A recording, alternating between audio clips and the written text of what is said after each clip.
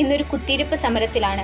ഇതിനു മുൻപും കൊറോണ നമ്മളിൽ നിന്ന് പടിയിറങ്ങിപ്പോയാലും സ്വന്തം ശരീരത്തോട് വിശപ്പിന്റെ സമരം ചെയ്യേണ്ടി വരുന്നവരുമുണ്ട് നമുക്ക് ചുറ്റും. ലോകത്താകമാനം 1/3 ആൾക്കാരുടെ വിശപ്പ് തീർക്കുവാനുള്ള ഭക്ഷണം പാഴാക്കപ്പെടുമ്പോഴാണ് ഇന്നും ഏകദേശം 821 മില്യൺ ആളുകൾ വിശന്നിരിക്കുന്നത്.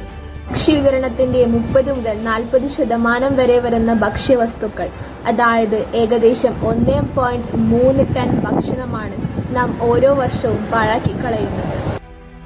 ഒരു സ്ഥലത്ത് ആഡംബരം അതിപ്രസരമാകുമ്പോൾ മറ്റൊരിടത്ത് അരവയർ നിറയ്ക്കാൻ പെടാപ്പാടുപെടുന്ന സോഷ്യലിസം നിങ്ങൾക്ക് കാണാൻ കഴിയും.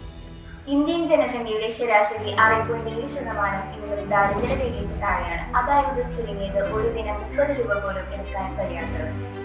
ഇതിനെല്ലാം കാരണം നമ്മുടെ ഭരണകൂടം മാത്രമാണ്. എന്നാലല്ല, നേരെ മറിച്ച് നമ്മൾ ഓരോരുത്തരും ഇതിന് ഉത്തരവാദികളാണ്.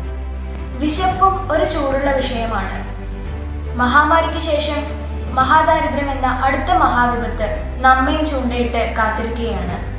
ഇത് ഇന്ത്യയാണ്, ഇവിടെ ഇങ്ങനെയാണ് എന്നും പറഞ്ഞ് എന്നത്തെയും പോലെ കൈ കഴുകാൻ നമുക്ക് പറ്റിയില്ല എന്ന് വരും. ഹാഷ്ടാഗുകളും മറ്റും തികഞ്ഞില്ല എന്ന്.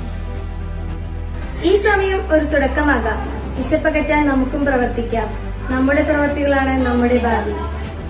നിങ്ങൾ ചെയ്യേണ്ടത് ഇത്രമാത്രം: www.sharethemeal.organization എന്ന വെബ്സൈറ്റ് വഴി ഇന്റർനാഷണൽ കാർഡ് യൂസേഴ്സും അതുപോലെ www.feedingindia.organization എന്ന വെബ്സൈറ്റ് വഴി എല്ലാ കാർഡ് യൂസേഴ്സിനും തങ്ങളുടെ സംഭാവനകൾ നൽകാവുന്നതാണ്. നമുക്ക് അണിചേരാം, നമുക്കൊന്നു ചേരാം. വിശപ്പ് എന്ന മഹാവിപത്തിനെ തുടച്ചെടുക്കാം. ഞാനും ദാനം ചെയ്യുന്നു. I am donating. ഞാൻ നന്ദിയുണ്ടായി തരുകില്ലേ. मैं दान कर रहा हूँ. నేను లేదా మదహిట్టని. నేను విరాళం ఇస్తున్నాను. Ana atbaraw. मी देणगी देता है. अहम दाനം करोमि.